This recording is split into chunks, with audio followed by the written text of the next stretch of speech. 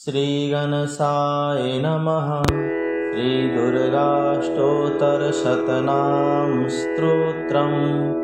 ईश्वर उवाच शतनाम प्रवक्ष्यामि शृणुष्व कमलानने। यस्य प्रसादमात्रेण दुर्गा प्रीता भवेत् सती। ॐ सती साध्वी भवप्रीता भवानी भवमोचनी। आर्या दुर्गा जया आद्या त्रिनेत्रा शूलधारिणी। पीनाकधारिणी चित्रा चन्द्रघण्टा महातपः। मनोबुद्धिरहङ्कारा चितरूपा चिताचितिः। सर्वमन्त्रमयी सत्ता सत्यानन्दस्वरूपिणी। अनन्ता भावनी भव्या भव्या भव्या सदा गतिः। शाम्भवी वेदमाता च चिन्तारत्नप्रिया सदा। सर्वविद्या दक्षकन्या दक्षयज्ञविनाशिनी। अपर्णानेकवर्णा च पाटला पाटलावती। पाटम्बरपरिधाना कलमञ्जीररञ्जनी। अमेयविक्रमा क्रूरा सुन्दरी सुरसुन्दरी। वनदुर्गा च मातङ्गी मतङ्गमुनिपूजिता।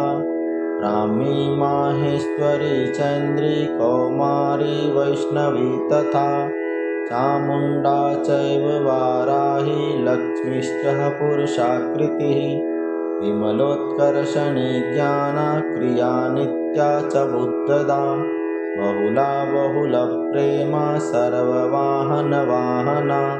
निशुम्भशुम्भहननी महिषासुरमर्दनी। मधुकैटभहन्त्री च चण्डमुण्डविनाशिनी। सर्वासुरविनाशा च सर्वदानवघातनी। सर्वशास्त्रमयी सत्या सर्वास्त्रधारिणी तथा। अनेकशस्त्रहस्ता च अनेका अस्त्रस्य धारिणी। कुमारी चैककन्या च कैशोरी युवती यतिः।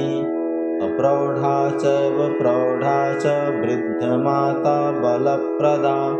महोदरी मुक्तकेशी घोररूपा महाबला। अग्निज्वाला रौद्रमुखी कालरात्रि तपस्विनी। नारायणी भद्रकाली विष्णुमाया जलोदरी।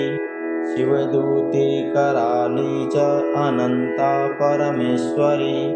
कात्यायनी च सावित्री प्रत्यक्षा ब्रह्मवादिनी।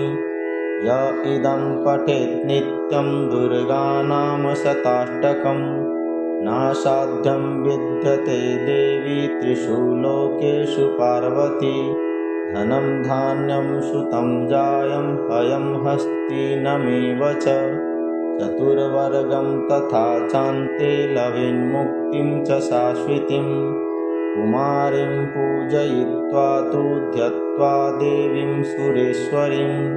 पूजयेत् परया भक्त्या पठेन्न शताष्टकम्। तस्य सिद्धिर्भवेद्देवी सर्वैः सुरवैरपि। राजनो दासतां यान्ति राजश्रियमवाप्नुयात्। घोरोचनालक्तकुङ्कुमेन सिन्दूरकर्पूरमधुत्रयेण। विलिख्य यन्त्रं विदधाविधज्ञो भवेत् सदा धारयते पुरारिः। भौमावास्यानिशामग्ने चन्द्रे शतभिषां गते। विलिख्य प्रपठे स्तोत्रं स भवेत् सम्पदां पदम्। श्रीविश्वसारतन्त्रे दुर्गाष्टोत्तरशतनाम स्तोत्रम्।